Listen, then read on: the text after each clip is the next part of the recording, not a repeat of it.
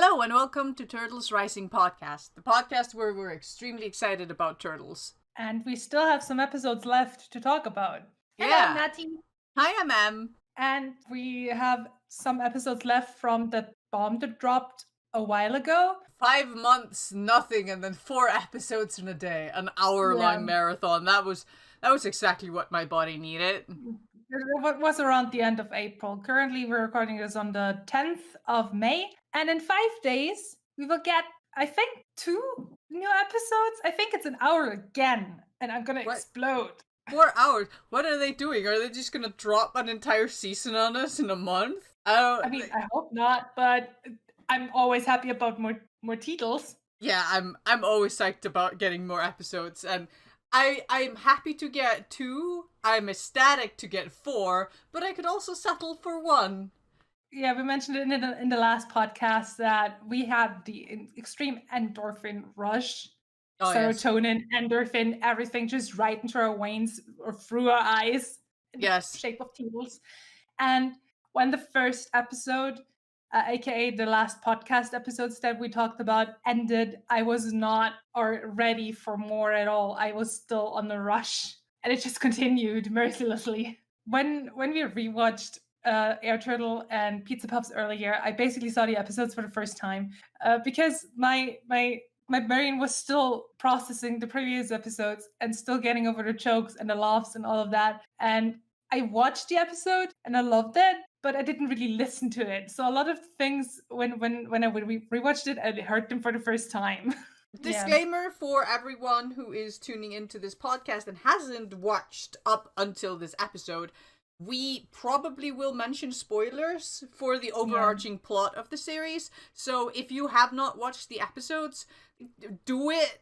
They're good. Why are you listening to this podcast if you haven't watched the episodes? I mean, on the last podcast, we got one person that commented, I am now officially a Rise of the TMNT fan, so mission accomplished for us. Yeah, that's all we set out to do, to convert a single person. Everything else is a bonus round.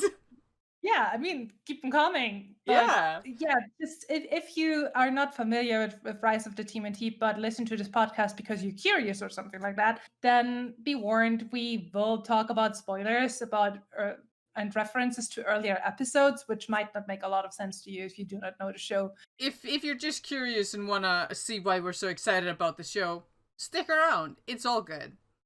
So we just really love the show for very obvious reasons. It's just really, really good. Yeah, it's wonderful. And talking about wonderful, Air Turtle. The composition, the clouds. The clouds and the fact that he's not wearing socks or whatever they call their little toeless sock shoe thingies that I don't know what it's called, but naked feetsies for maximum grip. Yes, he's going all out. Oh, we have the boys here all dressed real good. I'm still upset over the fact that Raph tucks in his sweat hoodie thing. I like that he ripped off the arms because he couldn't fit his spiky elbows and shoulders into it, so that's all good. He and Mikey wore the same outfits in the previous episode, Repairing the Baron, and I don't know if it was in the podcast, but I already criticized his choice of outfit back then. The fact that he is wearing sweatpants underneath shorts and tucks in his sleeveless shirt hoodie thing. He's a mess. Someone needs to help this boy with the whole fashion thing. Maybe Donnie should. Look at him. He looks so good in his hoodie dress. It's beautiful. I mean, Donnie, he just really looks good in this kind of hoodie outfit. We know this since Purple Jacket. Yeah, I mean, Donnie looks good in everything. He's the fashion icon. That's why he and Mikey are the ones that always dress up. Look at these swanky boys. Leo dressed like a nerd. Raph dressed like a jock nerd. Donnie and Mikey just mwah. Gorgeous. Yeah, they're very cute, but they also just literally wear a hoodie a hoodie over usual outfit. Oh, I love Mikey's little knee pads. I love They are it. so cute. So cute. We haven't talked about it since episode 1, I think, but we need to do a special, like, short episode at some point about the character designs of, like, all of the main characters, because they're all really good. You know what we should do? We should rate their outfits. Yes. An outfit special. I'm so into going into every single episode and taking pictures of their outfits. We can make a scale. That's a good idea. Let's do that. Yeah. Bonus episode. But yeah, Donnie does not care about basketball and is just on his phone. I know you know how to say it. I wonder what he's always doing on his phone. He's probably like chatting or texting April, or I don't know what do hip teens do? Scroll Reddit? He isn't really typing. I don't know, maybe he's on TikTok. That's what teenagers do nowadays, right? Oh shit, yeah, Donnie's making TikTok of his brothers being idiots. Good. All the memes, he just churns them out. But yeah, like when they're playing. Side note, this episode was written by Jesse Gordon. Before we get more into it. Good job, Jesse Gordon. A solid episode. I'm a big fan. I'm really happy about this Mystic City Space Jam. Yes, beautiful Space Jam episode. Leo is such an asshole in this. I mean, he literally like dog dares his brothers to double him, which is, you know, I don't really understand why Raph got so extremely angry, but I'm just assuming this is not the first time something like this has happened. I mean, considering how mega tired they all are of Leo's shit that he's doing, and his entire "I'm the best, I'm the champion" kind of attitude. I mean, that's who he is. But I can imagine that if you're his brother and you have to deal with this 24/7, it can get very tiring. If you grew up with him, he's probably the type of person that makes a contest out of like putting on your pajamas and finishing your food. Yeah. Like, you don't even know there's a contest, and all of a sudden he, like, slams down his plate, just like, I win! And everyone's like, wait, what? And Donnie is so bad at sports, and I love that Donnie's bad at sports. It's very endearing. Sports! As he screamed in the sewer once. Leo just dribbles it off his face, and poor Donnie. I know he has a lot of forehead, so it's easy to bounce shit off of his forehead, but still, it's so mean. And then Leo does, like, an obnoxious dance. Raph is so right. He is such a poor winner. Yeah, he really is. I mean, I love Leo. I love him so much. And I just love his competitiveness. It's just such a big part of his character that I just really like, but it's also obnoxious. Yeah, I mean, that's also where his complexity comes from. Like, you like him and you want to root for him, but he's an asshole when he wins. He is also, I mean, we haven't really seen them lose. But I mean, he doesn't really admit that he loses. He always twists and turns it into some kind of way, like in the labyrinth one. The pizza maze. Yeah. He basically lost it, but he would never admit that. Yeah, no, he was like, I still win, and then he literally had his photo on the loser wall, and he just decides to ignore that because it's not convenient for him. And I do love Leo, but he is such an obnoxious winner. He's a bad winner, sore loser. Yeah, and his brothers are so sick of his shit. This image says a lot about their entire relationship when they have to play competitive games with Leo. Then Leo meets Tim Dunkman. I love Tim Dunkman, just like as a character. I actually really want him to be recurring, but because I like his design.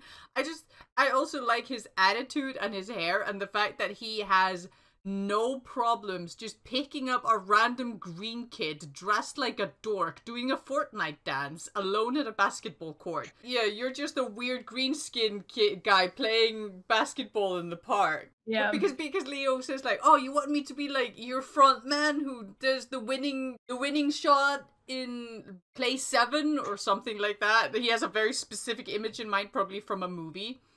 And then it's like, nah, you're like a weird green kid playing basketball in the park, but I do like your Fortnite dances, so you should be my mascot. I wonder what the barcode, what does it say? Yeah, it is 12218 1984, which is probably someone's birthday.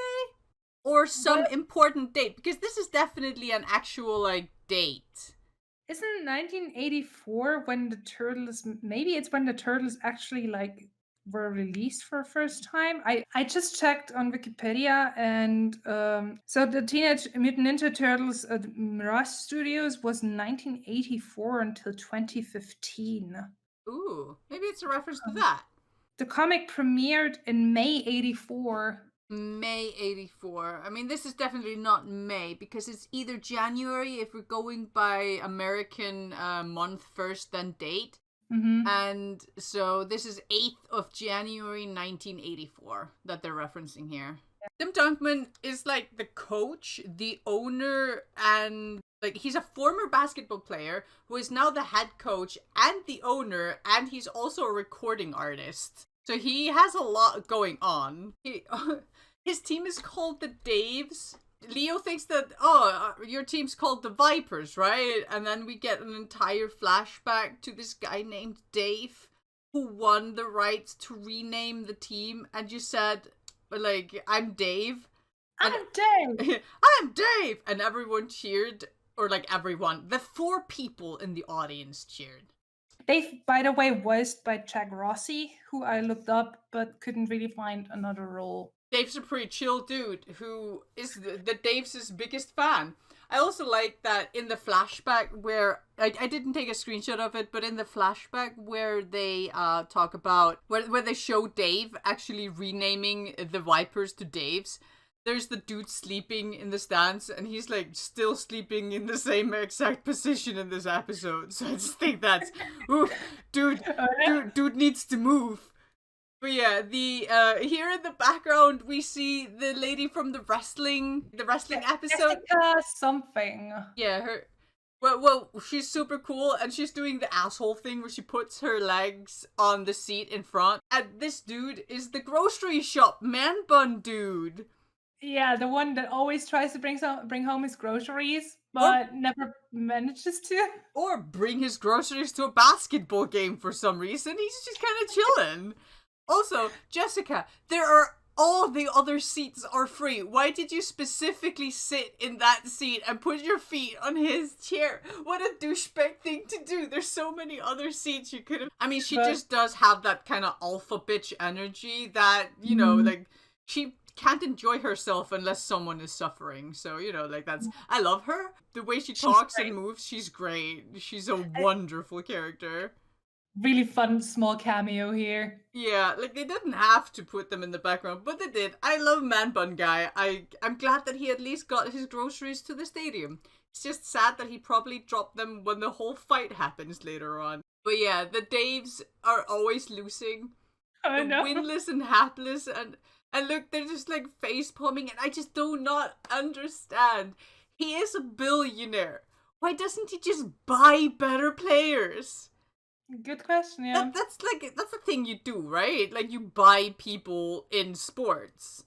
Like, I know that this is how it how it works in soccer. Yeah.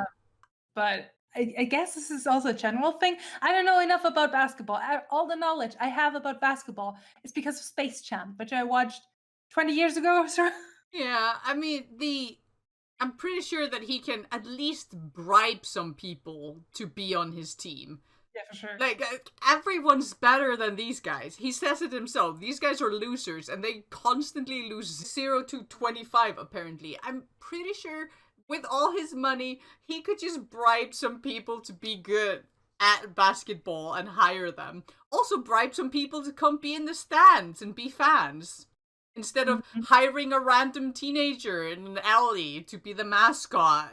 He saw Leo and he was like, yes, you who was playing basketball, you're gonna be the mascot. I know this is the joke, but still. Leo's Fortnite dancing was so powerful that it sent it, like, his energy, his pure like win at all costs baller energy just attracted this man. No, it makes sense. See, this is why I'm saying I did not. I watched this episode, but I did not actually, watch it. But he was being kind of creepy, just kind of hanging out at the basketball court in the middle of the night, watching a bunch of green teenagers play. Yeah. But, whatever. I get it.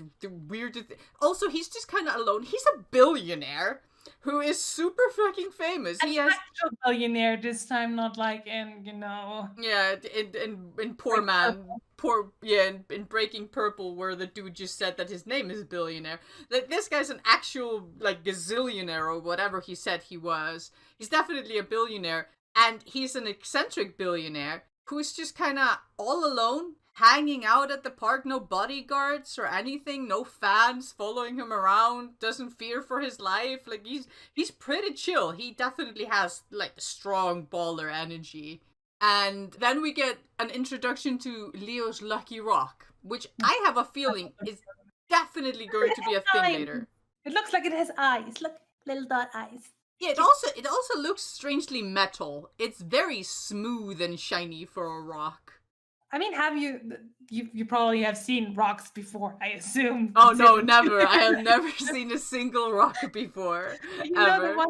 The ones that you throw into a river, they can be very smooth. I'm just saying that rock is suspicious, and I'm pretty sure it's gonna be a recurring theme in a later episode. We're being introduced to it pretty intensely. He mentions it twice. We've never seen this rock before.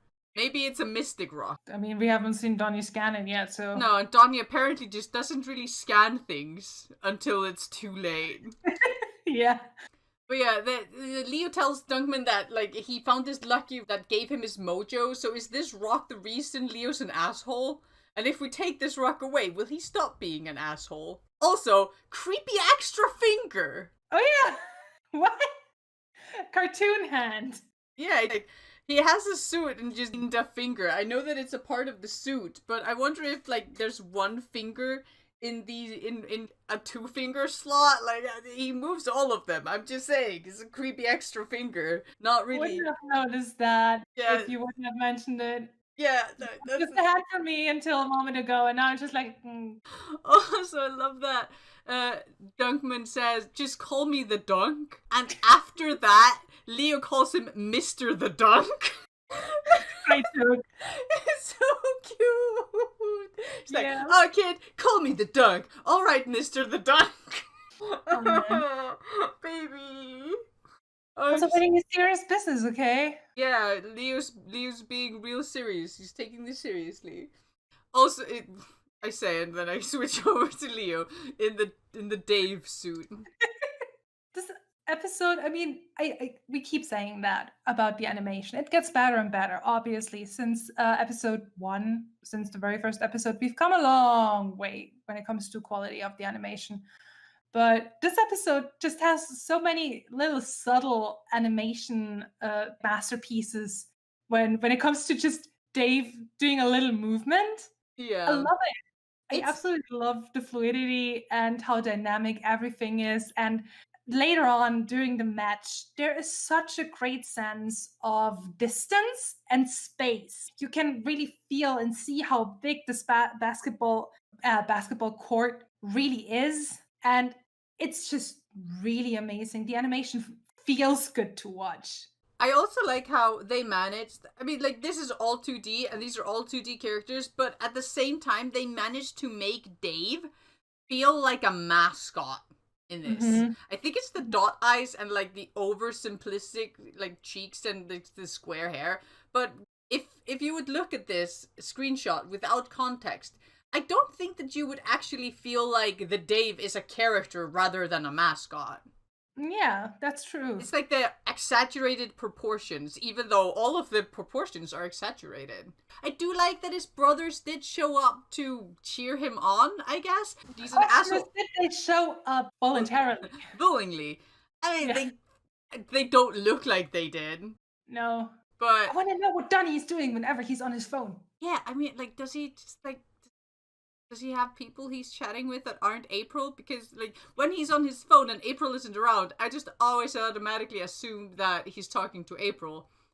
But in some cases, in the first episode, where he takes selfies and then apparently posts them somewhere, but April is there, and also they're in the Mystic City.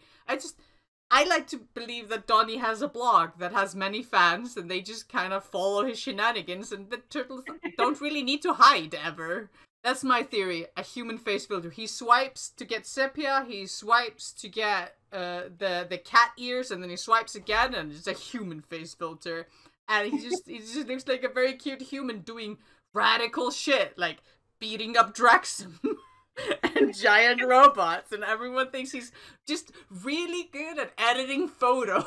But yeah, the dance that Leo does here is definitely a reference to something. My first thought was that it was a reference to the Goofy movie with the see eye to eye dance, but I checked it and it's not quite the same. It is similar but not the same, and we couldn't figure out what reference it is. The vibe that I got, and I couldn't find the actual dance, but the first thing that popped. What? I think it's Charlie Brown. Oh, like Charlie Brown, Snoopy Charlie Brown. Yeah, I think so. Wait. That might be. Wait. Ah, yeah, it is. Or at least a reference to it. Yeah. Oh, that feels good. Okay, yeah, it is. Ah, that feels good. Maybe I'll just put it up there when I do edit. Yeah, you should edit it in. Yeah, I'll edit it in so people can see. Okay, so while talking about this on a podcast, we actually figured out, or we believe that we figure out where this dance comes from. We think it's the Peanuts. It's Charlie Brown. It's the one dance. We're gonna bring it up on the podcast so you can look up and see. I can't believe that my 5-year-old self hung on to this specific dance this hard.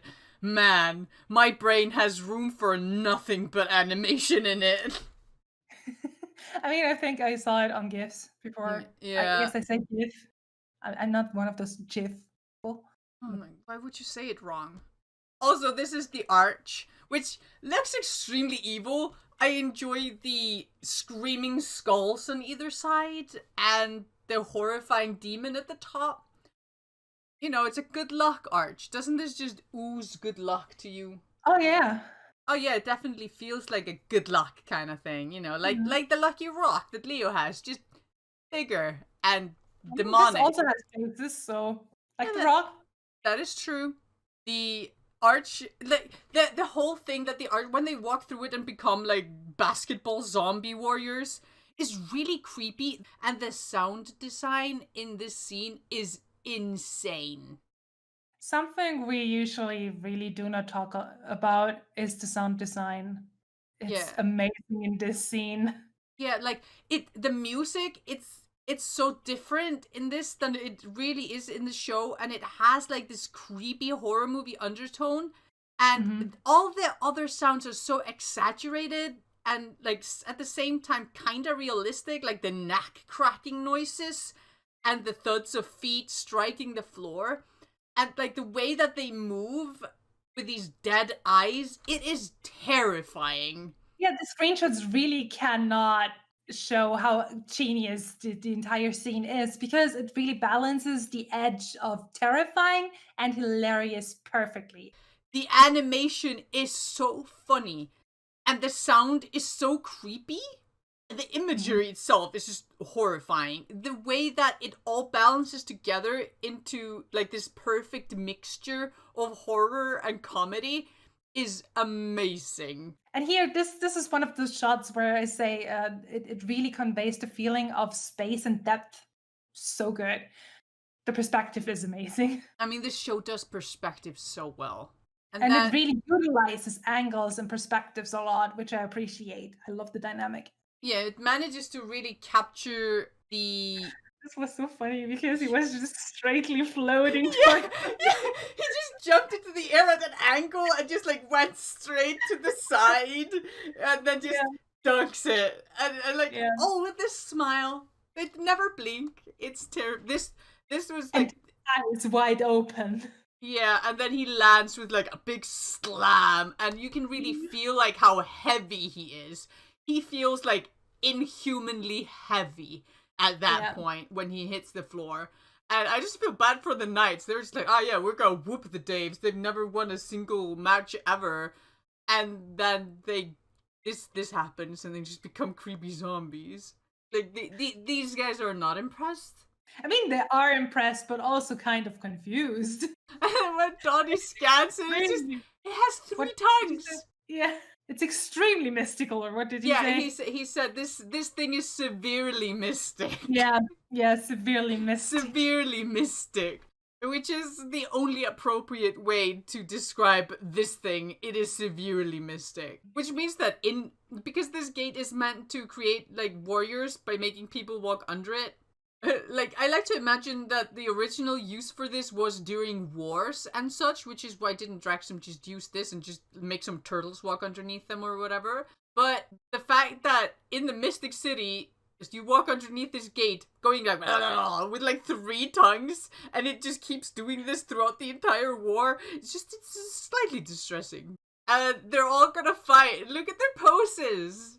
Why is Raph tearing up his shirt? Yeah, he just rips his shirt off. And it's like, yeah, let's go. And it just rips his hoodie shirt. And like, the only cool one here is April.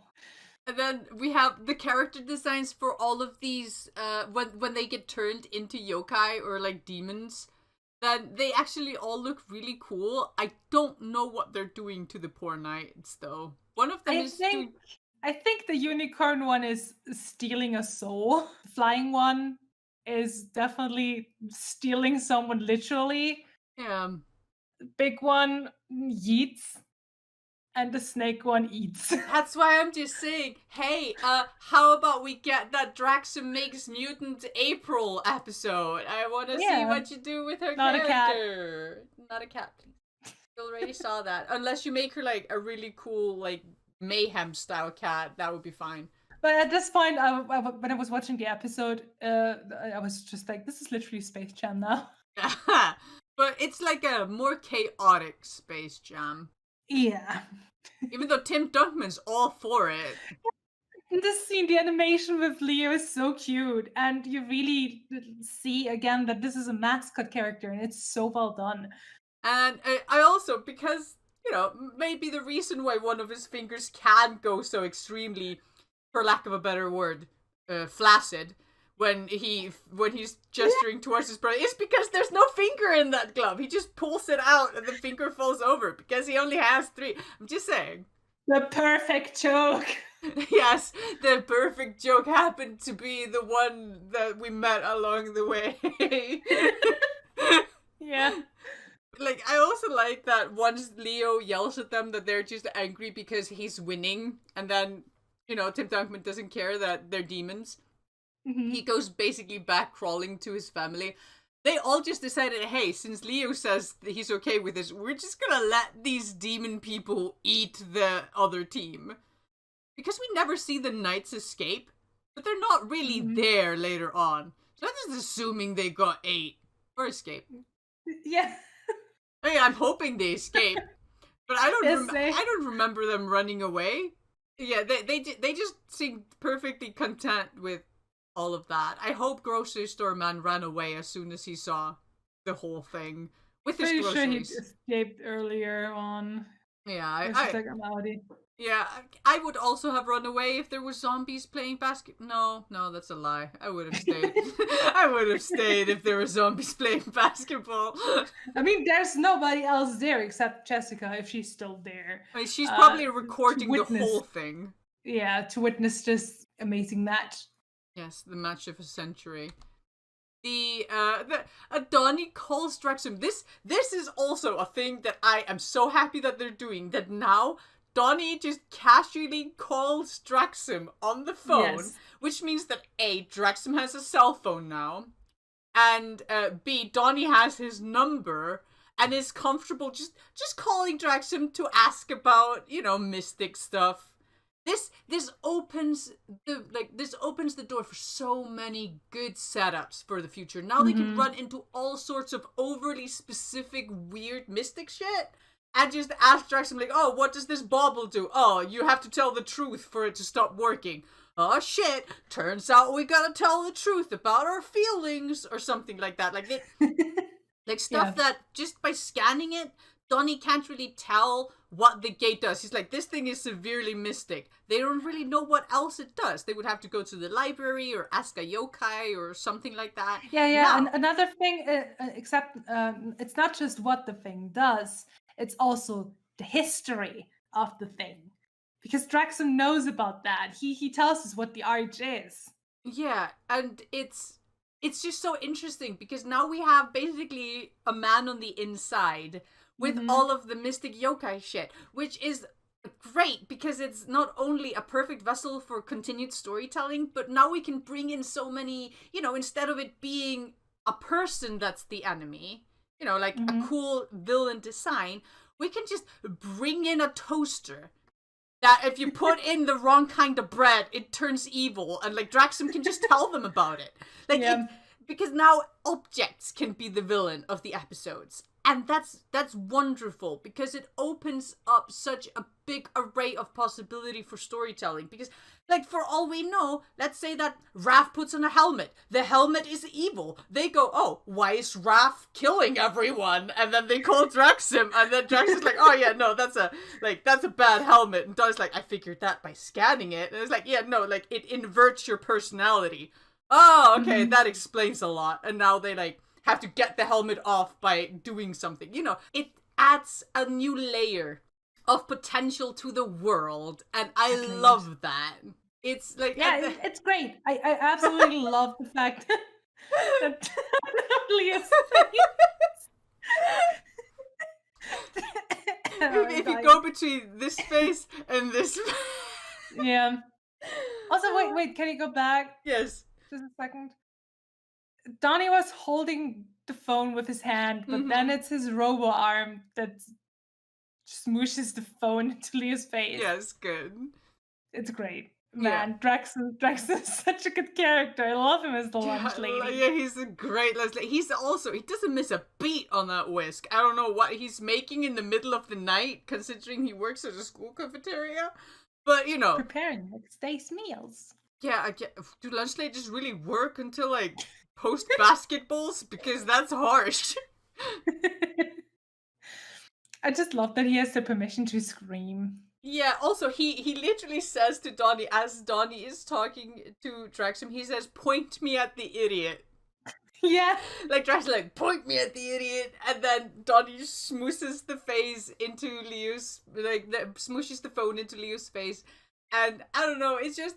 It really does feel like he's an angry parent. I love Draxum.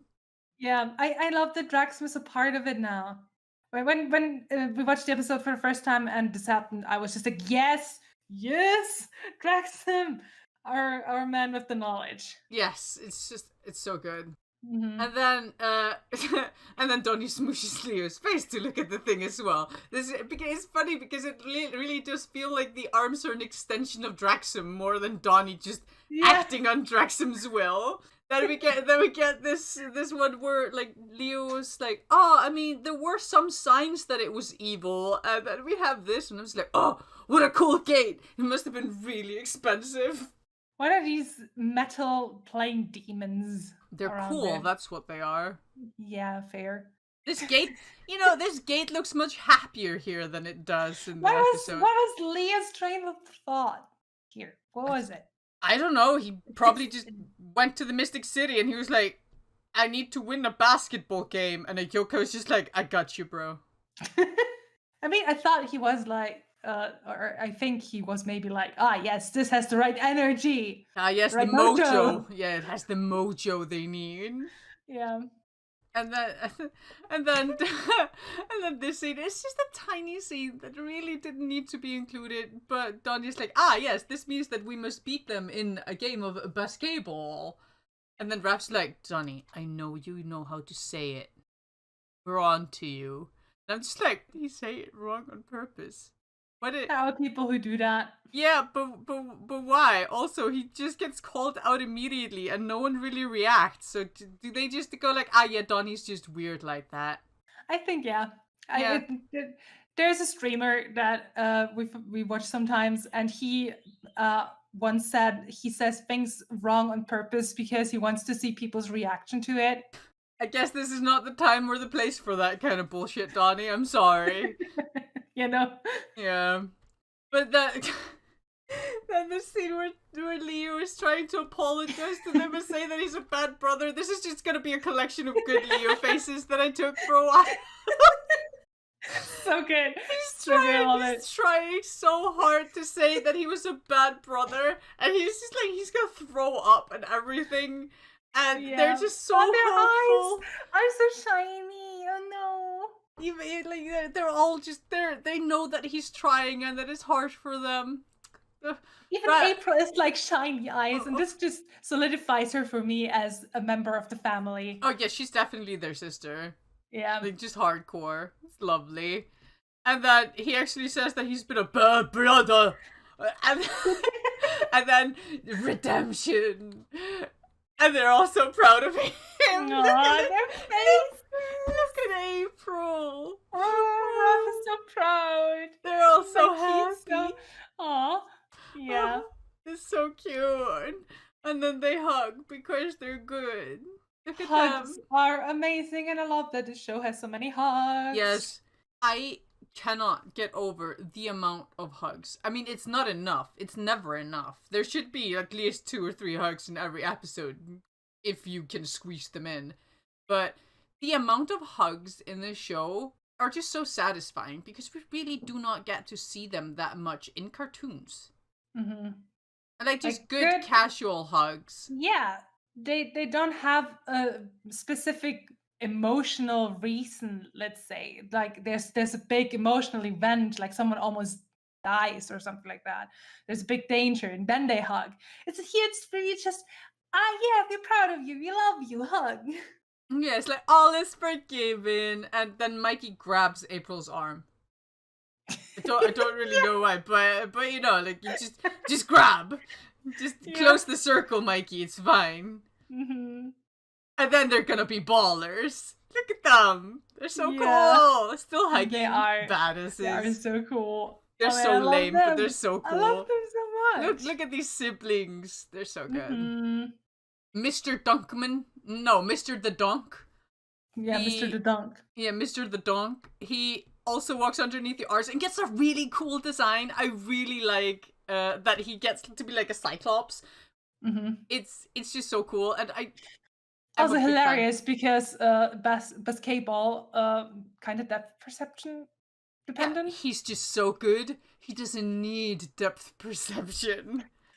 he can feel it, you know. He feels basketball in his heart. Yes, he has the mojo now. Yep. Also, considering that all the other zombies just kind of stared into the abyss, never blinking, and scored by, like, jumping sideways into the air and floating, I don't think you really need depth perception when you got the arch.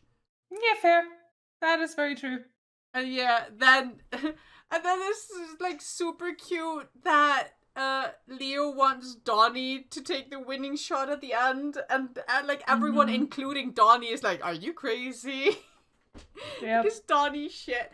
Also, a side note, the numbers on their uniforms. Raph is 00, Leo is 1, Mikey is 3, Donnie is pi, the like actual like pi, which is 3.1415, and then April is 5, meaning they have no 2 and they have no 4.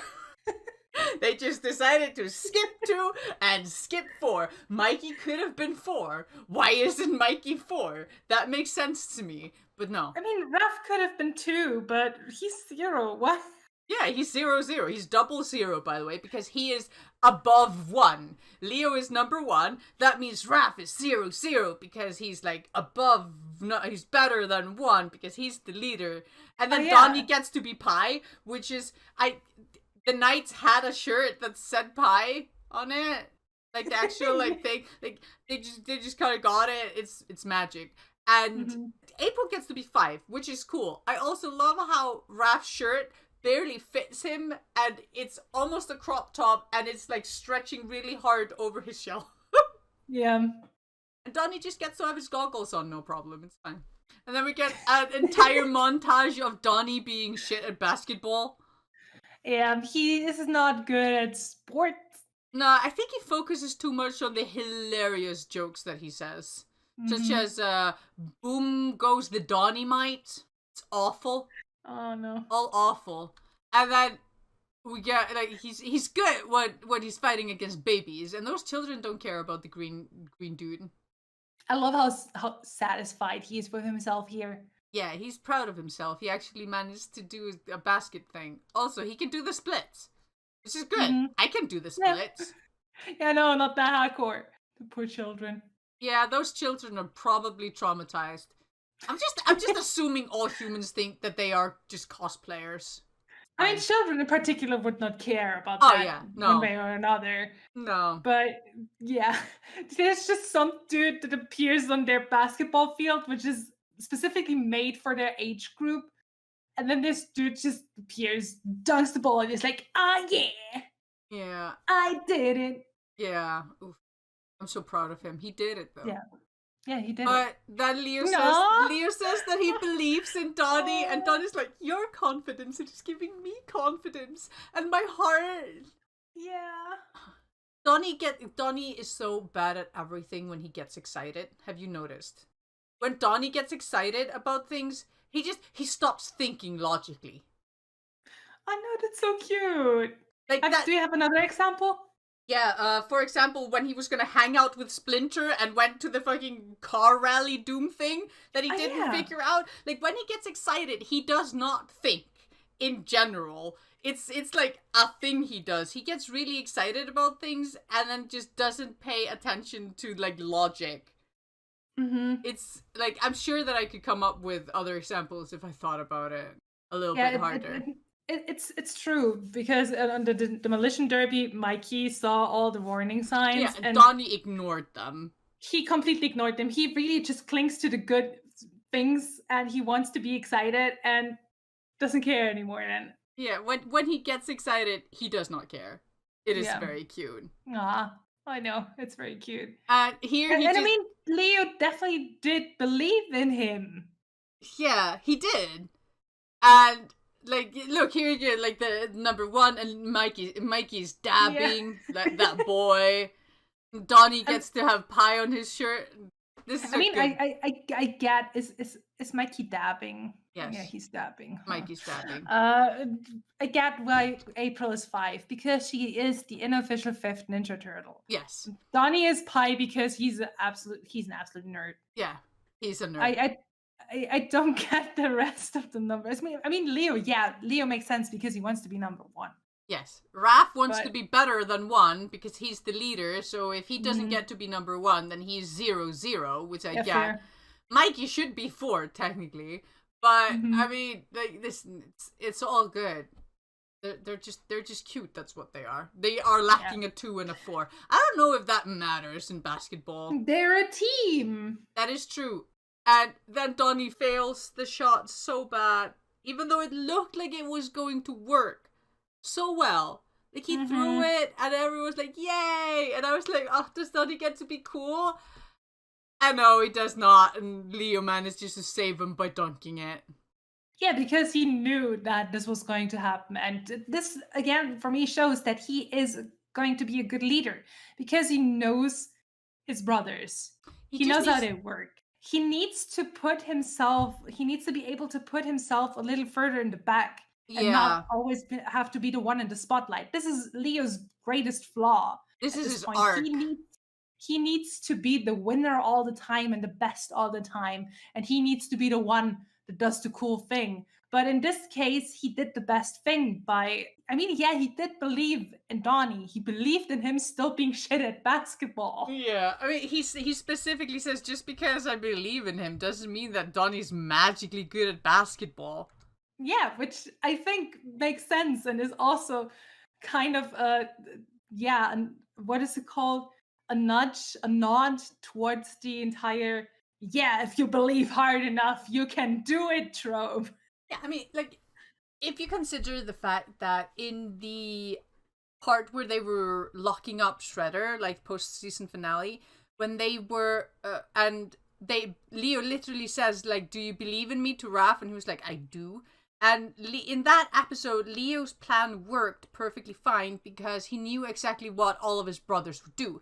He knew that Donnie would triangulate the position. He knew that they could like fight off Shredder long enough.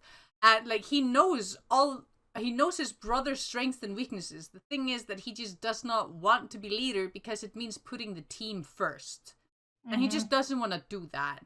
And I like that with this episode, it's being hinted at, you know, like Leo's growth towards like becoming. He needs to earn his brother's respect and trust. They love him, but he's working on the whole like respect and trust and all that part. With this episode and the next one after that we talk about after we finish this one, like we're like slowly starting up the hill of the arc. Like we're already on the hill, but we're getting up to the steep parts now. Like it's kind of ramping up, and I like it. Yeah, same. And like he gets to be cool here, and then he walks away after having saved everyone with talking about his lucky rock. Look at poor Donnie. He's so horrified that he failed. No, I love it when Donnie's legs do the thing. Yeah, when he puts his knees together, it's so cute. He looks like such a cute little brat when he does that. It's so cute. He also looks a little bit like an anime girl. Also, that one Dave's dude, the 67 one, which is almost nice, but not. Apparently numbers don't matter at all. I don't understand basketball. You can just be 42 and you can be 67. How many 42 Daves? Is the answer to life. Yeah. How many Daves are there? Also, they just lost. And that one, the 67 one, he's just like, how dare the dunk do this to me? Yeah. Yeah, he just squints. Yeah, he's just side-eyeing the owner of the team, just like, I'm gonna quit, and you'll never be able to replace me and my skills. Yeah. But yeah, it's wonderful. This episode was good, even though Leo learned absolutely nothing. The second episode was Pizza Puffs. Written by Russ Carney and Ron Carcillo. It starts off real strong with a pun, flambe. Entrance in front. Flambe. The bay, you know, it's flambe. Entrance in front, which means that this is the back of the restaurant. Like, okay? Like, yeah. Do you have a neon sign in the back of your restaurant? It is clearly Guy Fieri's. Oh, no, I'm sorry. It's not Guy Fieri. It's Guy Flambe. Yeah, Guy Flambe. No, it's Guy Fieri. It's fine. I'm sure Guy Fieri would love to be on the show. It's fine. And 1 second, Guy Fieri or Guy Flambe was voiced by Oliver Becker. Excuse me if I mispronounce anything. Who apparently in the past, I looked up the roles that he played before, and among other things, he voiced Donnie in 2 TMNT video games in 2014. Nice. The fact that he's, like, outside at the back of his restaurant buying food for his restaurants from a food truck in an alley, it's very suspicious to me. It's like, oh, these are really good. And he's, like, eating them. And then Meat Sweats is putting more poison on them and says, like, yeah, I'm just whipping up a special extra good batch for, like, your patrons at your restaurant. I'm not sure how cool I would be if I was going to Guy Fieri's restaurant and then I discovered that he buys the food from a food truck in the alley out back. Like, I'm just, you know, like, I'm not sure how cool I would be with that whole thing. Apparently these pizza puffs are amazing. And he's just buying an entire bag of them from a very suspicious man. Look at how suspicious this man is. Mm-hmm. How good do these pizza puffs have to be? I love that Meat Sweats is wearing a non-suspicious cloak. I love how when Raph appears later, he demasks. He reveals Meat Sweats' identity. Yes. While it is so obvious. I know Guy Fieri, no. Guy Fieri, no. At least he has his pinky out. He's a classy man. Yeah. I just love the entire vacuum. Yeah, the vacuum characteristic mouth of his expression here. Then Raph shows up. He's the Red Angel of preventing harm. Oh, he tried so hard to come up with something cool for his name, and he succeeded. I'm Yeah. proud of him. What a cool thing. The Red Also, Angel of preventing harm. that costume though. Oh yeah, he has a cape. Raph, no capes. It's fine. Looks good on him. It's a great look. Honestly, Isn't this kind of like one of those workout onesies? You know how to muscle people oh wear yeah, them? it is. It's actually not. It's one of those like tight leotards. Good job, Raph. Where did you get one that fit you? This is definitely spandex. Yeah, for sure. But that he takes the puffs. Also, Guy Fieri tries to continue eating them. He does unmask, like you said, Meat Sweats, and Meat Sweats like, oh, I would have gotten away with it if it wasn't for your meddling turtle. And then he leaves. How did he say it? Titles. Turtles. Title. I mean, I love it. The titles. Yeah. I Also, love it when they say that in the New York accent, titles. But the way how he said it there was amazing. turtle. He spits the T's. Yeah. And he puts it there. It says danger, do not eat. He draws so many cute skulls on it. Good job, Raph. Mm-hmm. And they need to get more granola. I'm pretty sure that, it would be more helpful if you put the get more granola on the outside of the cupboard. Not just like on the inside, because then you don't see it until you need the granola, You should put it like on the fridge or something. Like whoever does the shopping needs to remember to pick up more granola. Oh man, I would love to see how the shopping and just the general daily chore kind of works. I like to imagine that that Splinter does none of the shopping. He sends the boys out to do it as one of their chores. That's why they eat pizza all the time, because they when they were small, then Splinter had to get the groceries somehow. That is true. He probably put them all in like baby onesies and put them in a little cart and went shopping for food. Aww, cute. He probably thought he was like a tiny Asian grandma. It's lovely. Oh yeah. Aww. But Raph is trying really hard to warn his brothers. Yeah, danger, do not eat. He tried. And he put so many, even police tape. He put police tape around. He taped it. He said, I will ask Donnie to analyze these in the morning in case there's any more of them out there. If he ever bothers to wake up, which is a pretty mean thing to say. If he ever bothers to wake up, like, damn. They're teenagers. That's fair. They ate all of the pizza puffs, and Donnie especially likes them. I kind of want to try them. They don't look very delicious, but I mean they probably are. I mean, they are delicious enough for them to keep eating them despite being poisoned, which they do not care about. Yeah, no, they do not care. They thought, most likely, they comment on it, that Raph just wrote it on there because he's the brother, and in a family you're just like, this is mine, do not eat. Yeah, he said, like, Mikey was like, selfish Raph trying to hog all the pizza puffs for himself. Here Mikey says that the pizza puffs taste like a choir of angels, like, touching his taste buds directly or something. I was just like, this does not sound very good. Mikey is a fan of Rupert Swaggart's cooking, so he probably is especially into it. A culinary aficionado. A fan. But yeah, the boys get busted by Raph, and I could have chosen many different screenshots for this moment, but in most of them Donnie had fallen off his ass backwards onto the floor, so I decided to get one of the in-betweens. They get caught. It just looks so cozy. Raph's big brother energy is off the charts in this episode. I feel so bad for him, despite I myself am not the older sibling. I mean, you can relate more to that than I do. But the entire, the relationship between them, of the younger siblings and Raph being the older siblings, is so good in this episode. Yes. I, too, had to make sure that my younger siblings did not eat poison. I tried so hard. I succeeded. They're still alive. They're grown as adults now, but, I applaud. It's the struggle of an older sibling. You try to get them to fight crime and also to not eat poison. That is like, oh, Raph doesn't lie, and he does look like a little bit caught when he does that, because like he does glance side to side when he says that.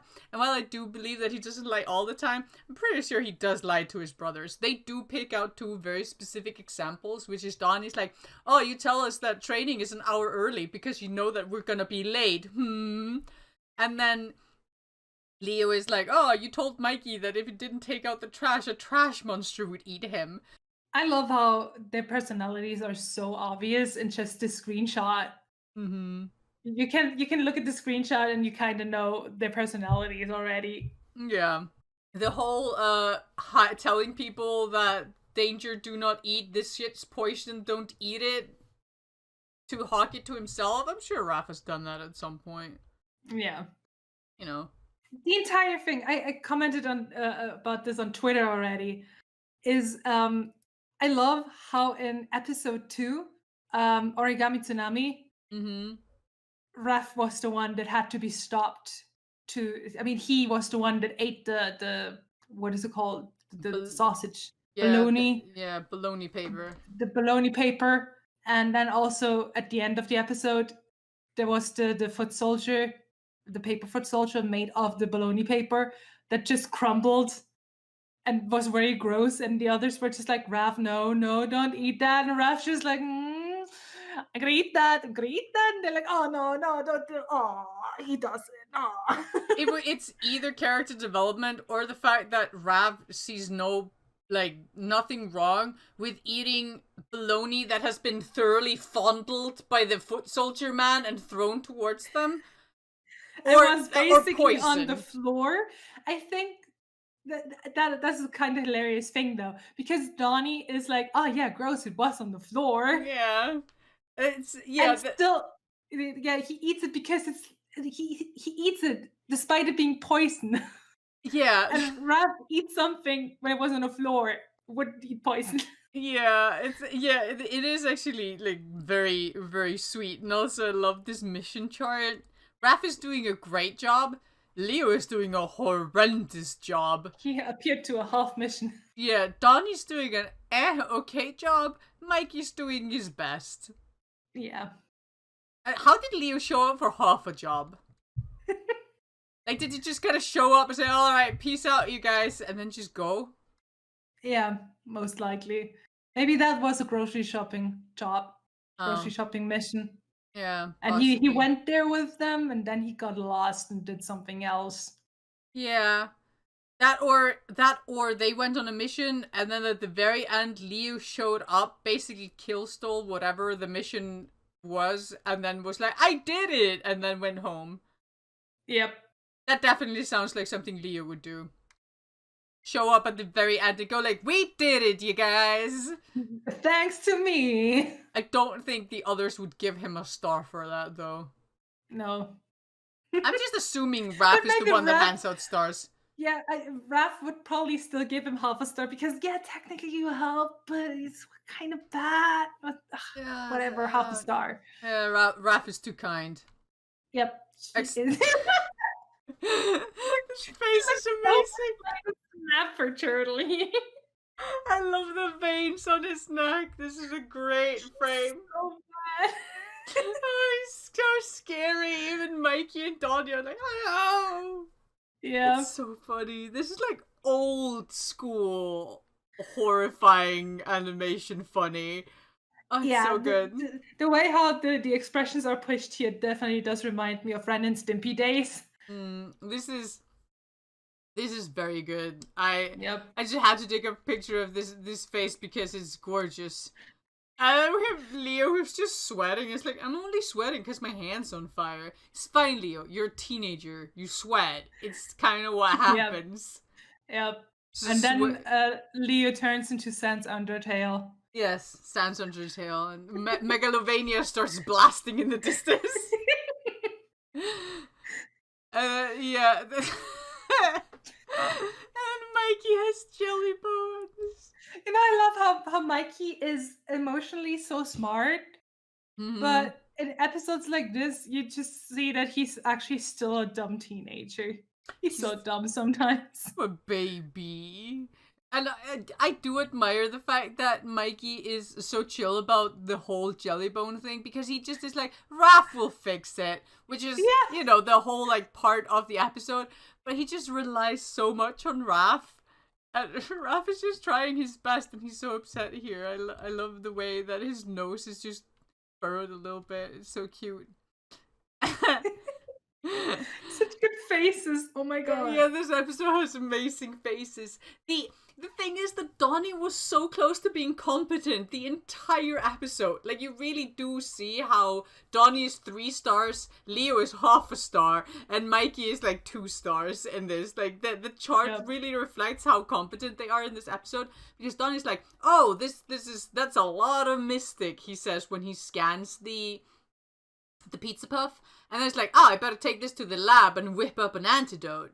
And then Raph's like, yeah, now you're talking sense. Like, that was Donnie's first instinct, to be useful and smart, and be like, oh yeah, I'll just find an antidote because my stomach's acting weird. And then Leo is just like, or we take one last ride on the flavor train. And immediately Donnie's like, yeah, that's a great idea. And then Leo the enabler. Yeah, Leo is the demon on your shoulder. Yep. And then Mikey. And Raph has the anime mullet on his on his hand, like it has like the popped vein, and Mikey is so chill. He's like, it's fine, Raph will fix it. I'm Raph. Now the question is Mikey's absolute chill, is it because of the poison, or is it just because he's so chill by nature? A little bit of both, I think. Also, I think just having jelly bones feels nice. Raph will fix it. I am Raph. Yeah, it's fine. Raph will bail us out like always. I am Raph. Mikey's talking to the wrong brother. He meant to whisper this to Leo or Donnie. Yep. And then we get Tummitello. Tummitello is so good. Tummitello is the real hero of this episode, because he does save them all in the end. Mm-hmm. Tummitello is MVP. Yeah, he is literally the one that saves them at the end. It's fine. I do like Tummitello's whole arc too. Very proud. The faces. And then Mikey just jiggles around the back and he became a snake. Yeah, and then he became a puddle at the end of that animation. Like, as someone who has never seen Rise of the TMNT, explain what's happening in this screenshot. It's great. I love Donnie's face. I love how stupidly Leo bounces up and down because he's warm. Yeah. Then Mikey just, oh, Raph, I'm so sorry, baby. Oh, Raph is such a good and patient brother. I do love that, like, one-line unibrow expression. It's very good. I also love the side mouth here. Yeah, like, the expressions are really, really on point in this episode. It's hilarious. The, like, amount of faces that they managed to pull in. I almost did pause take a screenshot of every single frame in this episode, because this episode is a goldmine of good expressions and stuff. It's almost every single frame is hilarious in this. Yeah, I took 2 of them because because they're doing their very best, and Mikey is so funny. He just becomes a puddle, and Tummitello's just yelling. It's very I hope solid. The animators had a lot of fun with this. I mean, it looks like they did, because how often do you get to animate this specific thing? Yeah. It's a once in a lifetime thing, baby. It's fine. And then they just, all of Mikey somehow fits in this tiny bowl. Also, Raph is like, you're the team's face man, so go in and do what you do best. Face! Which is something that Leo himself said is what he's best at. He's the face man, right? Yeah. So Raph is just like, this is what you like to do, so go do it. Yeah. This is the role you chose for yourself. Yeah. This is you made this bad, now you gotta lay in it. Yep. The expressions are so good in this episode. They really are. Like the fact that he goes into like this Swedish bakery to talk to the Swedish chef, and he just has like the Swedish flags and like this one wooden horse thing. My grandma used to have a bunch of these, and well, she was part Swedish, so like that's why. The entire also the Swedish baker is also voiced by Oliver Wacker, who voiced Guy Fieri. And Leo's just he's struggling. He actually feels a little bit like he is sick in this episode, but he isn't really sick. I just think that he's very warm and cold at the same time. Like, what was Meat Sweats planning on doing to all the humans? Like, this is the poison he was going to sell Guy Fieri, right? What was Meat Sweats' plan? I don't know. Maybe it has different effects on mutants. That makes sense, actually. That it like made the mutation go wild. It's just also it does affect each one of them differently. Didn't Meat Sweats just want to take out his rival, chef? According to Raph, his plan was that he was going to poison. He starts off by selling you pizza puffs that are really good, and then he sells you poisonous one to serve at your restaurants to ruin your business. He was going to do this to all of his rivals, was what Raph said. And which means that probably was going to give all the humans indigestion, and then if mutants eat it, the mutations go wild. Yeah. No, that's my assumption.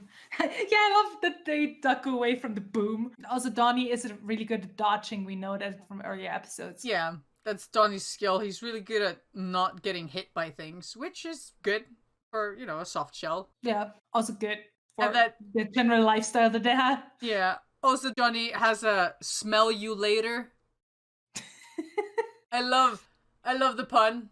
I also like that Raph is just like, oh, this apron that we got is a clue to where we find Meat Sweats. So how about, Donnie, that you do a spectroscopic analysis? And Donnie's like, why would I waste my time on fake science when I can use the smell you later? Yep. He could have done some DNA tracking or something cool, but no. Donnie can't be cool. He gotta be funny. So he makes a funny nose that he can adjust to his goggles. And then they go through all of the different districts, and Donnie's like, ah, yes, the robust scents of New York. And then he smells like several different things, and they gotta drive around to save Donnie and Tommy-Tello. Mikey's expression of horror. Yeah, this is 5 pictures taken seconds before disaster. Because he's sliding back and forth and then Leo just grabs him and is gonna throw up, and I was like, oh no, don't throw up on Mikey, that's awful. They also go then they actually find where they find Meat Sweats. Meat Sweats has a really nice little houseboat.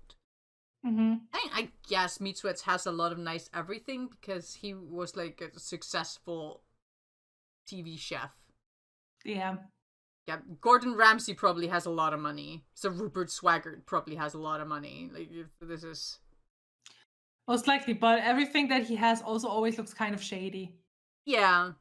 I mean, he's a pretty shady dude. Even before he was mutated, he did seem like a pretty shady individual. He was hitting a person with some meat. I'm still sad that, but this is for another time when we actually call about Cloak and Swaggart. Yeah. I think I like the episode, but I also think that April and Sunita were a little too mean to Meat Sweats there. Yeah, I mean, Meat Sweats, I like Meat Sweats a lot, and he's a very good villain. He's very likable, but he's also, like, terrifying, which is what makes him so engaging, because, like, I don't want him to win, but I don't want him to suffer. Yeah.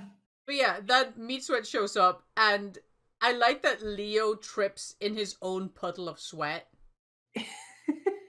Like, he sweats so much in the period of time that they're there that he slips in his own puddle and just falls forward over himself and gets slammed by Meat Sweats. I took this photo here because Meat Sweats looks absolutely terrifying, and sometimes his hammer just grows for the occasion. Meat Sweat's design is amazing. I mean, the design of all the villains. Yeah. Good. It's all wonderful. The he also just has three whole fish in the trash. Nothing else. Trash is empty otherwise, but he has 3 fish, whole fish. That's a waste of fish. Maybe they weren't good fish anymore. Maybe they smell. Yeah, that's why he slammed them into poor Donnie's nostrils. Donnie could have just taken off the nose, and the whole problem would have been solved. And then Raph, this is also a good in between frame. This is because Raph is having this internal debate where he's just like, oh, I gotta help them. Oh no, they have to do things themselves. But they're just kids. You can make them men. And I'm just like, what? And then he's like, it's like his leader side, like his tough older brother side, and his overprotective brother side are fighting because we know that he is a giant softie that loves his brothers and he's overprotective. That's been established several times in the series. So this is really him just kind of having enough. And this is what years of being an overprotective older brother has done to his brothers, and he probably has realized it now. He messed up. Yep. Honestly, this entire thing is Raph's fault. He's been too soft on them. He's been too overprotective. Yep. So now also color error on his hand there. Where? From our point of view, the left hand, the upper finger, there's a part of his bandages that isn't colored in. Oh my god, considering that there's moments before the thing cuts to black, I would not have noticed. But yeah. Yeah. Haha, nailed it. Animation is owned. Show is cancelled. Show cancelled. Some mistake. Trash. I like finding mistakes. I don't know, it's just a human thing to make mistakes, especially when something has a million of frames. Yeah, also when you consider it, the charm is really in the fact that there was a person at work who made this mistake because this was made by humans and humans are flawed. It's wonderful. It's hand-drawn, hand-animated, and mistakes just underline that. Yeah, it makes it feel... it makes me soft inside to see. It's great. I personally love finding little animation errors. I mean, this isn't really an animation error. This is literally just someone forgot to color in this little square part. But it gives it characteristic, in my opinion. I like it. Maybe. I just always feel a little achievement when I'm like, ha, I found an error. But yeah, the blush. Yeah, I also love that they're getting their ass kicked and then Tummy Teller is like, believe in yourselves. And from the beginning, it is so aggravating because Leah somehow pulls out more and more pizza puffs. Yeah, this entire thing could have been fixed ages ago if Leo had just handed over one pizza puff for analysis and Donnie could have made antidote. Like, it's just like... It's literally that easy. Give Donnie one of them. Also, Mikey has the face of that one cat that's being threatened with knife. Yeah, knife cat face. He does. Also, it's so good. Donnie looks strangely good with a nose down. I mean, Donnie, I'm telling you, Donnie looks good in everything, even a dumb nose.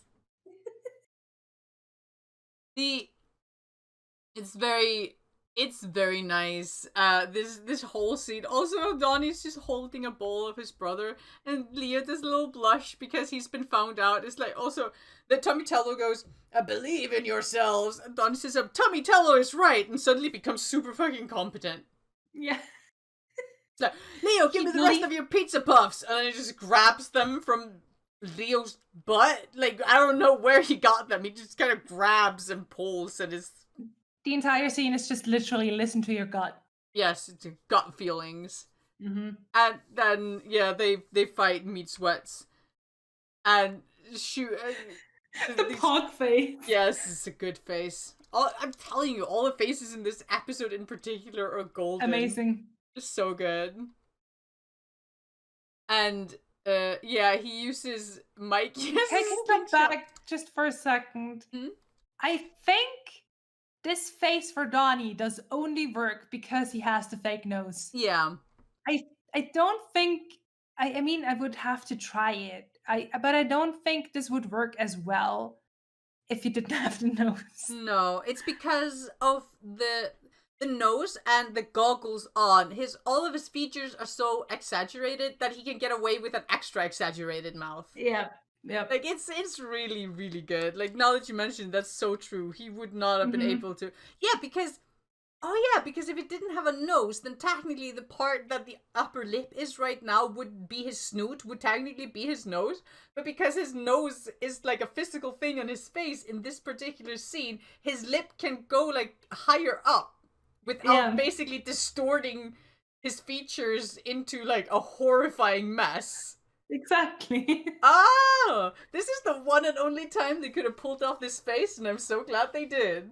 Yep, same. Unless the smell later becomes a recurring thing, but I can't really imagine another scenario where it would do anything. Who knows? Haha. Maybe they got a sniff out. Oh my god, I made a pun without noticing it. Good.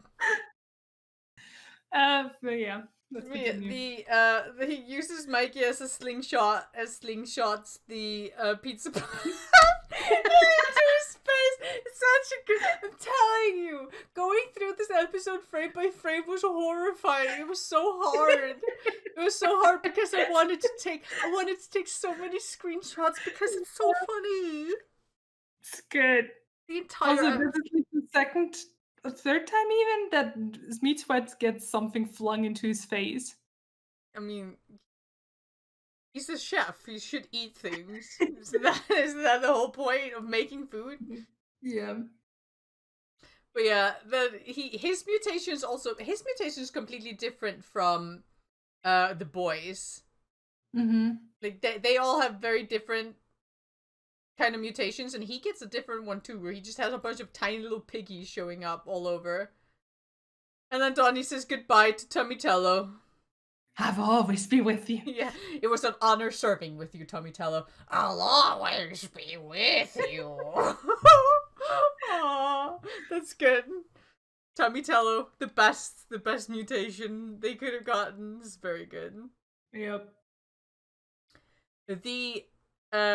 The whole that when Meat Sweats asked like, oh, can I have like some antidote, mateys? And Donnie's like, yes, a moral quandary. Do we hand over the antidote to the villain and then Leo just grabs it and has another. He has one more. Thing is that Donnie's like, give me the rest of your pizza puffs. Leo's like, these really are the last ones, blush, blush. And then he pulls out one more. Yeah. How many does he have? Where is he? Just a hoarder. Where is he? He's selfish. Them? He is a selfish hoarder. Also, his brothers are not impressed. No.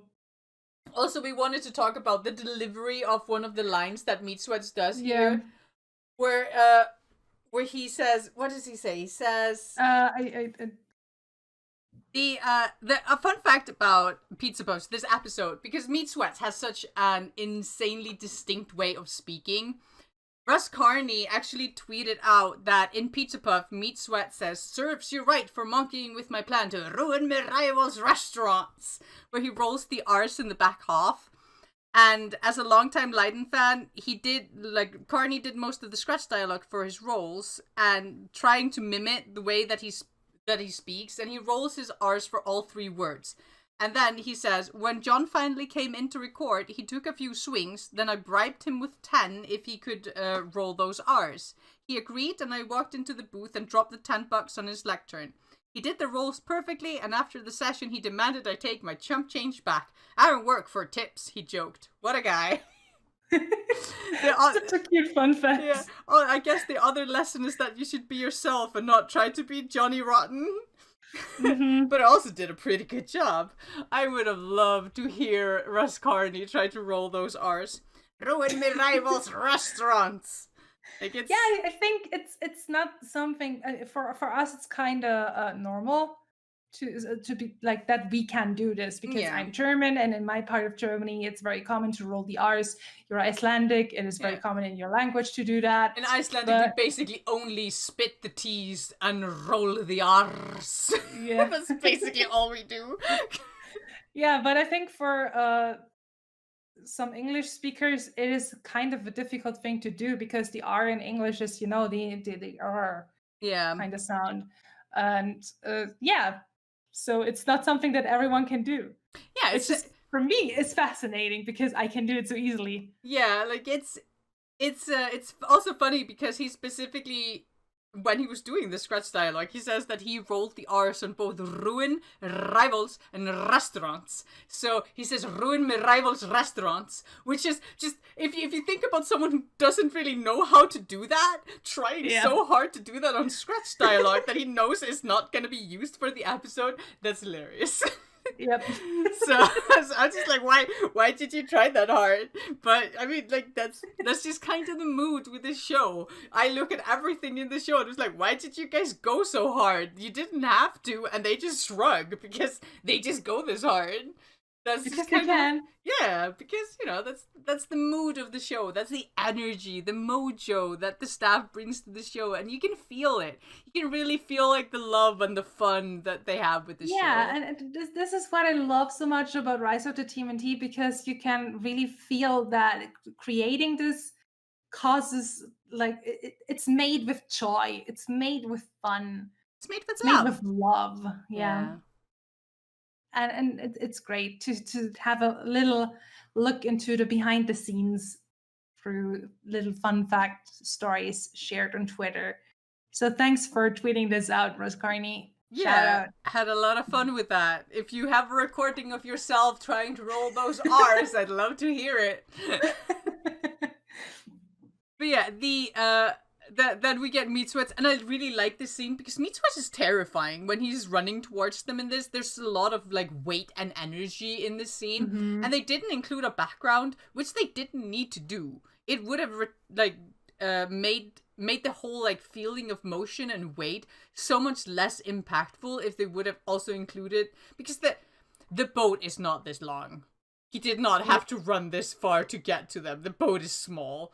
But it really, like, it highlights how scared they got, because that is terrifying. That was terrifying, and it's such a good animation just to show how Meat Sweats in this even more mutated monster form would move.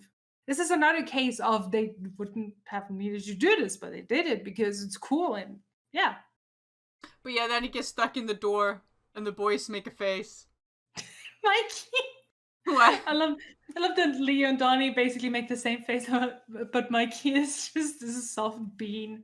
Yeah. They're both like, ooh, got stuck, and then Mike's like, Mikey's so much more like, he's way more sadistic than you would think. You know that there's Dr. Delicate Touch in there. Yeah, that's a Dr. Delicate Touch smile. Someone's enjoying the suffering of others. That's Dr. Delicate Touch. But they did it. They were good boys. They solved it themselves. Raph beat himself up, literally. Oh no! He beat himself up so bad, and he's so proud of his brothers. Raph, please be kinder to yourself. Yeah, Raph, please be nice. And then he beats himself up again because he starts fighting with himself again. Because they show up and it's like, I knew you could do it. No, you didn't. I knew they could do it. And it's like, what was that? And then he starts beating himself up, and they're just like, Raph will take care of it. Yeah. Also, I wouldn't want to try to stop Raph from beating himself up. Yeah, no. That sounds like a dangerous fight to get involved in. I'm just shaking my head. Yeah. I love these boys, but they're also stupid. They're all dumb. Which is great. They're supposed to be dumb. And then we get the whole... It's funny because this episode is pure comedy, and then like the last 10 seconds are setups for like mega important drama stuff. Setups and a little bit of a callback to... Because this is clearly the thing, the person that stood behind Big Mama in the first episode of the season, the one with the 3 fingers, mystery person. Yeah, are you sure that it's this one? Yeah, for sure, because you remember the art that Draxon gave Big Mama? Yeah. It was the same hands, it was the same 3 clawed hands. Oh On yeah. the orb Oh as yeah. here. Yeah, as in here. Yeah, it's the same hands. That's right. So Yeah, there's two pairs of hands. I have no like. I feel really bad for Meat Sweats. I want to save Meat Sweats. yeah. Meat Sweats looks really distressed here. Yeah, I don't know what he's looking at, but it's probably horrifying. Yeah. And I wonder why Big Mama wants Meat Sweats. Is it because she wants to clean up the mutants so the yokai don't get a bad name, like she talked about when we first met her? Or is she, like, making a better evil League of Mutants?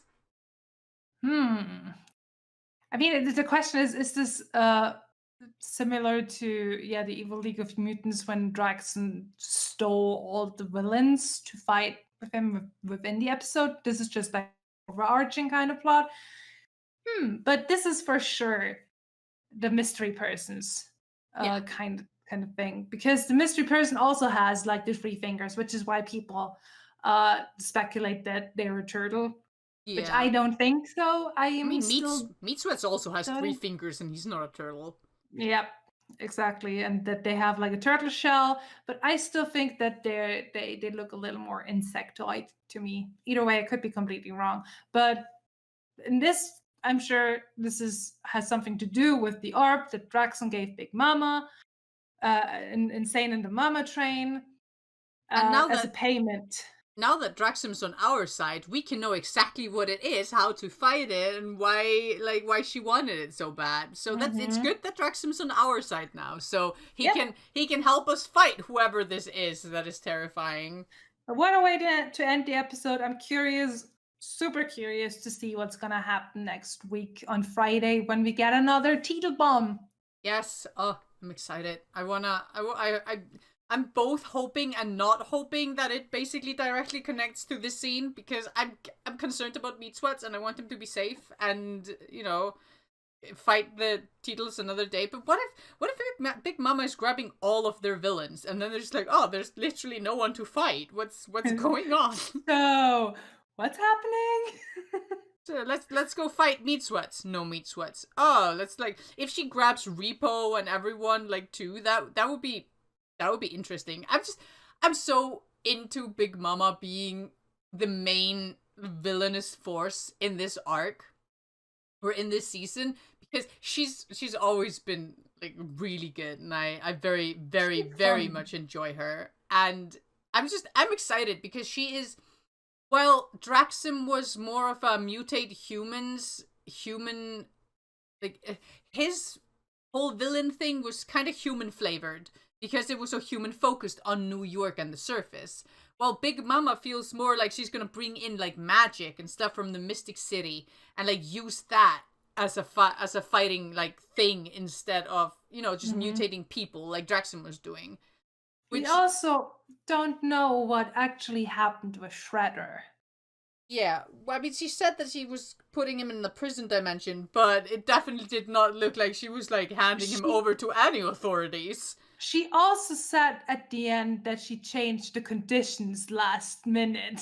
Yeah, which means that she's probably just collecting a team of scary villains, and then she's gonna curb stop the turtles.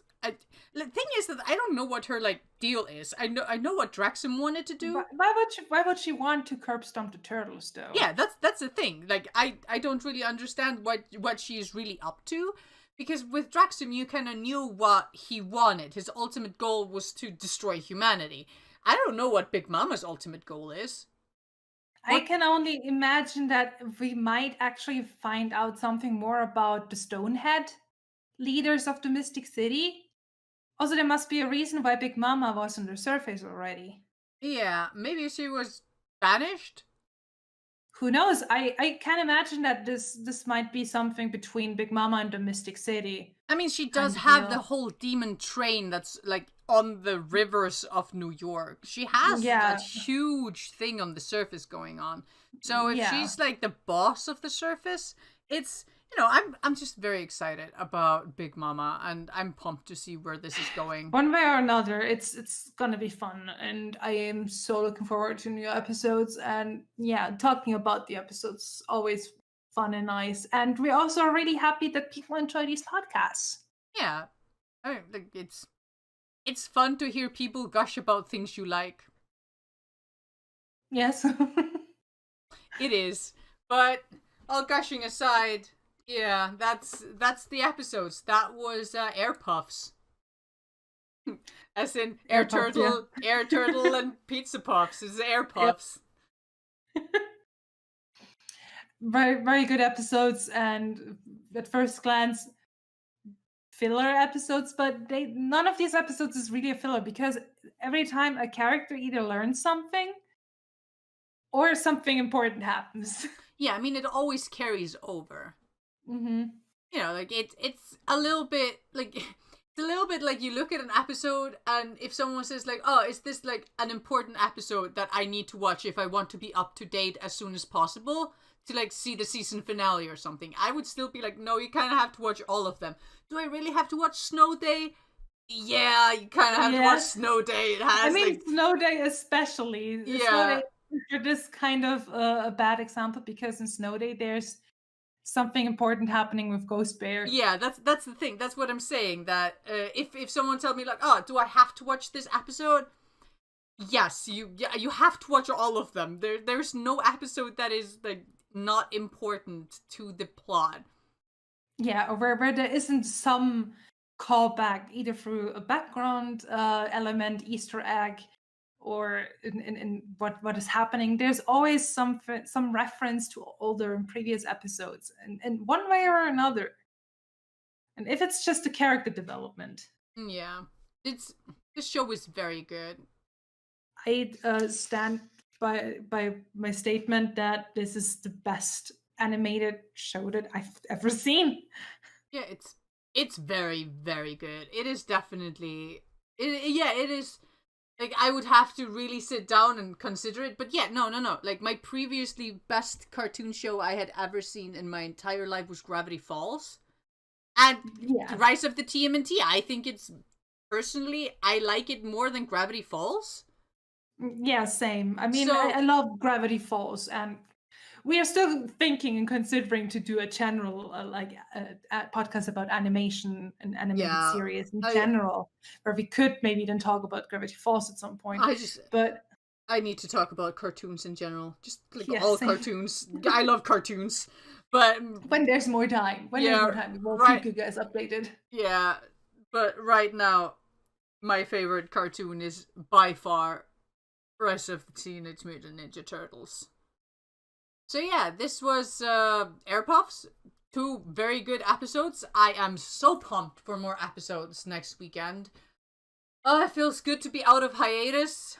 I am starving every day, all day, for more content of this show, I hope. Same. I hope it will go on for 18 seasons. I need more.